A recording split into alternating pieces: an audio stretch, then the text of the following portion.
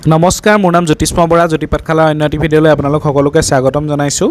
বহুতে কৈ আছে যে ইউপিৰ কাট অফৰ ওপৰত ভিডিঅ' বনাব লাগে। আচলতে কি হয়, ইউপিৰ কাট অফৰ ওপৰত বনাবলৈ ইউপিত যিহেতু পোষ্ট বহুত কম আছে, গতিকে এটা আনুমানিক ভিডিঅ' প্ৰস্তুত কৰাত মানে অসুবিধা হয় বুলি ক'ব পাৰি। তথাপিতো মই যিমানখিনি বুজি পাইছোঁ তাৰ ওপৰতে এটা কাট অফৰ ভিডিঅ' প্ৰত্যেকটো ডিষ্ট্ৰিক্টৰে বনাবলৈ চেষ্টা কৰিছোঁ। গতিকে ভিডিঅ'টো শেষলৈকে চাব। ইয়াতে কৈ থওঁ যে আৰম্ভণিতে ক'ব লাগিব যে ইউপিৰ ছিষ্টেমটো অকণমান এল পিতকৈ বেলেগ হয়। কাৰণ চাওক, ইয়াত 80% লয় টেটৰ পৰা, যিহেতু এল পিত 85% লৈছিলে।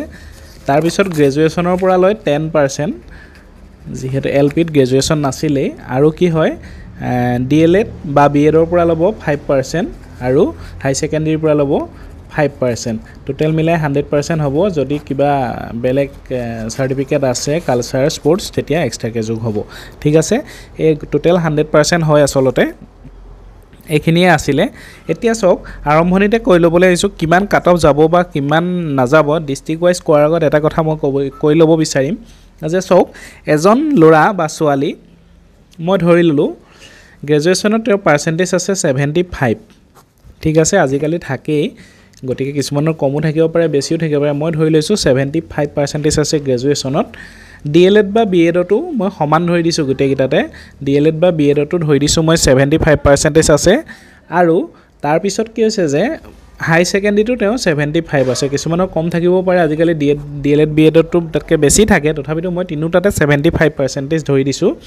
তেতিয়া কি হ'ব, গ্ৰেজুৱেশ্যনৰ পৰা সেই ল'ৰাটো বা ছোৱালীজনীৰ মাৰ্ক আহিব 7.5। আৰু হাই ছেকেণ্ডেৰী আৰু যদি ডি এল এডো যোগ কৰোঁ, তেওঁৰ দুইটা যোগ কৰি 10%ৰ পৰা মাৰ্ক আহিব 7.5। অৰ্থাৎ তেওঁৰ এই একাডেমিকৰ ফালৰ পৰা যদি গোটেইকেইটাতে 75 পায়, তেনেহ'লে তেওঁৰ একাডেমিক মাৰ্ক আহিব 20%ৰ ভিতৰত 15% আহিব। বুজি পালে একনলৈকে?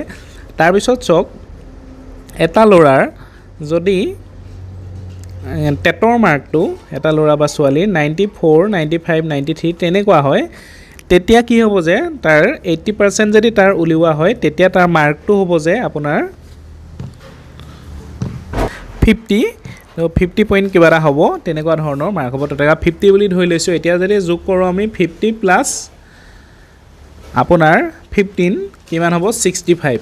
গতিকে ইমান নম্বৰ পালে 65 মিনিমাম পাৰ্চেণ্টেজ যায়। যিহেতু পোষ্ট আছে, যিহেতু পোষ্ট বহুত কম আছে ন, আমি গম পাওঁ। 65টোতো এইটো ন্যূনতমেই উলিয়াইছোঁ বুলি কৈছোঁ। একাডেমিক কাৰোবাৰ কম 13, 12 গুচিও আহিব পাৰে, মই সেইটো নকওঁ। গতিকে আপোনালোকৰ যিসকলে 65ৰ তলত পাইছে, সেইসকলৰ চান্সটো কিন্তু একদম ন্যূনতম আছে, একদম সঁচা কথা ক'বলৈ গ'লে। কাৰণ পোষ্ট একেবাৰে কম আছে। কেইটামান ডিষ্ট্ৰিক্টত বেছি আছে, তাৰ বাদ দি প্ৰায়বিলাক ডিষ্ট্ৰিক্টতে কম পোষ্টেই আছে। ঠিক আছে, এতিয়া মই পাৰ ডিষ্ট্ৰিক্টৰ যিমান পাৰোঁ পোষ্টৰ সংখ্যাখিনি কৈ যাবলৈ চেষ্টা কৰিম আৰু কিমান আনুমানিক এটা কাট অফৰ বিষয়ে ক'বলৈ চেষ্টা কৰিম। আৰু এটা কথা মই আনৰিজাৰ্ভৰখিনিয়ে কৈ দিম, যিসকল OBC আছে, যিহেতু OBCত একদম পোষ্ট কম আছে বা SC STত একদম পোষ্ট কম আছে, 10টাৰো তলত আছে প্ৰায় ডিষ্ট্ৰিক্টত। গতিকে আপুনি তাৰ পৰা খুব বেছি 1 নম্বৰ এটা মাইনাছ কৰি ল'ব, তাতকৈ বেছি নম্বৰ মাইনাছ নহয় যিকোনো কাষ্টৰ ক্ষেত্ৰত। ঠিক আছে, 1, 1.5 সিমানটো মাইনাছ কৰিব পাৰে। গতিকে প্ৰথম ডিষ্ট্ৰিক্টটো চাবলৈ গ'লে বৰপেটা ডিষ্ট্ৰিক্টততো পোষ্ট নায়েই, গতিকে ইয়াত ক'বলগীয়া কথাও নাই। বঙাইগাঁও ডিষ্ট্ৰিক্টত 11টা পোষ্ট আছে। চ' মই ক'ম যে 69, 70 তাৰ তলত নাহে বঙাইগাঁও ডিষ্ট্ৰিক্টত। তাৰপিছত আহি যাব দৰং ডিষ্ট্ৰিক্টত এটা আছে, গতিকেতো 70 প্লাছ যাব, এইটো কোনো কথা নাই। ধেমাজি ডিষ্ট্ৰিক্টত 12টা পোষ্ট আছে, গতিকে 69, 70 তাৰ তলত নাহে। তাৰপিছত আহিব ধুবুৰী ডিষ্ট্ৰিক্টত 28টা পোষ্ট আছে। হয়তো ইয়াত কমি আহিব, হয়তো ইয়াত খুব বেছিলৈকে আহিলে 65লৈকে আহিব পাৰে, তাতকৈ তললৈ নাহে মোৰ মতে। ধুবুৰীত 28টা পোষ্ট আছে, হয়তো OBCত আৰু 1-2 কমি যাব পাৰে। ঠিক আছে, ডিব্ৰুগড়ত 26টা পোষ্ট আছে, ছেইম 65, 66, OBCত 1-2 কমিব। গোৱালপাৰা ডিষ্ট্ৰিক্টত 20টা পোষ্ট আছে, একে 60 আৰু এটা বঢ়াইহে দিয়ক ইয়াত 66, 67 তাতকৈও নকমে। গোলাঘাট ডিষ্ট্ৰিক্টতো একে থাকিব 65, 66। যোৰহাট ডিষ্ট্ৰিক্টত বাঢ়ি যাব 69, 70 সিমানটো থাকিব পাৰে। লখিমপুৰ ডিষ্ট্ৰিক্টত অলপ কমিব, হয়তো 63 মানলৈ নামিব পাৰে। 41টা পোষ্ট যিহেতু আছে, OBCৰ হয়তো 1 মান কমি যাব পাৰে। তাৰপিছত আহিব মৰিগাঁও ডিষ্ট্ৰিক্টত 14টা পোষ্ট আছে। 14টা পোষ্টত আপোনাৰ 69, 70 ধৰি দিয়ক। নগাঁও ডিষ্ট্ৰিক্টত 23টা পোষ্ট আছে, হয়তো 1-2 কমিব 67 মানলৈকে আহিব পাৰে।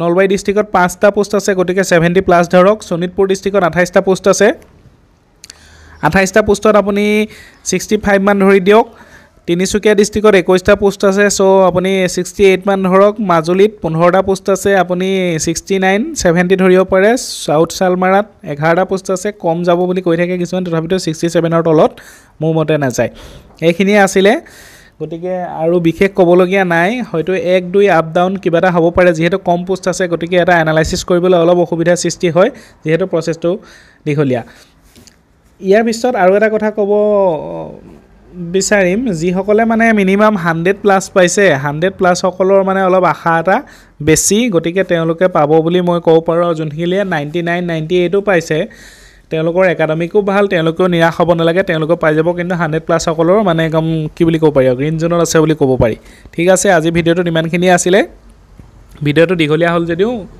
অন্তত কিবা এটা বুজি পাব বুলি আশা কৰিলোঁ ঠিক আছে ধন্যবাদ জয় আই অসম